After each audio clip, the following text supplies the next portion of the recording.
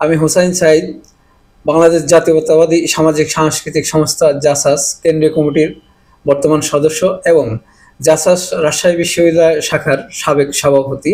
আমি বাংলাদেশ জাতীয়তাবাদী দলের একজন কর্মী হিসেবে আমরা বিগত স্বৈরাচার হাসিনার আমলে যেসব নির্যাতনের শিকার হয়েছি সেটা ছিল বর্ণনা অতীত। হাসিনা বিএনপির প্রত্যেকটা নেতাকর্মীকে এমন অত্যাচার করেছে যা কল্পনা করা যায় না। এই দেশের মানুষকে, দেশের সম্পদ এবং দেশের প্রত্যেকটা প্রাতিষ্ঠানিক প্রতিষ্ঠানকে সে ভঙ্গ করে দিয়ে এই দেশ থেকে পালাতে বাধ্য হয়েছে।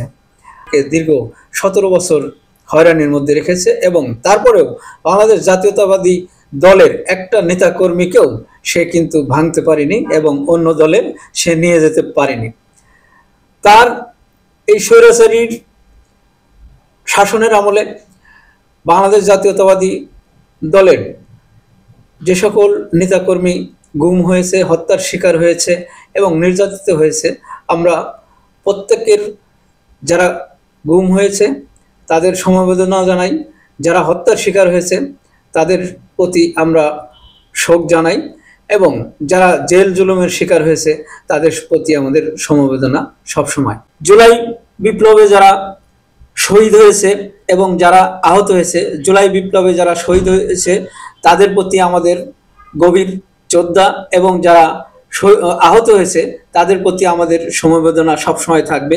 এবং এই বিপ্লবের পরে বাংলাদেশে স্বৈরাচার হাসিনা বিদায় নিয়ে দিল্লিতে অবস্থান করতেছে এবং ইন দ্য মিন টাইম যখন বাংলাদেশের জনগণ নির্বাচনমুখী এবং বাংলাদেশ জাতীয়তাবাদী দলের অ্যাক্টিং চেয়ারম্যান জনাব তারেক রহমান যখন নির্বাচনের মাধ্যমে এই দেশের গণতন্ত্রকে এগিয়ে নিয়ে যেতে চায়, সেই মুহূর্তে এসে কিছু বিপদগামী রাজনৈতিক দল বাংলাদেশ জাতীয়তাবাদী দলের বিপক্ষে এবং আমাদের চেয়ারম্যান, অ্যাক্টিং চেয়ারম্যান জনাব তারেক রহমানের বিপক্ষে তারা যেসব কটূক্তি করছে এর আমি তীব্র নিন্দা জানাই। গোপালগঞ্জে যে ঘটনা ঘটেছে এটা অত্যন্ত দুঃখজনক। আগামীর বাংলাদেশ বিনির্মাণে আমরা যারা বাংলাদেশ জাতীয়তাবাদী দলের কর্মী সমর্থক তারা সবাই যেন এক থাকতে পারি এবং এক থেকে এই দেশটাকে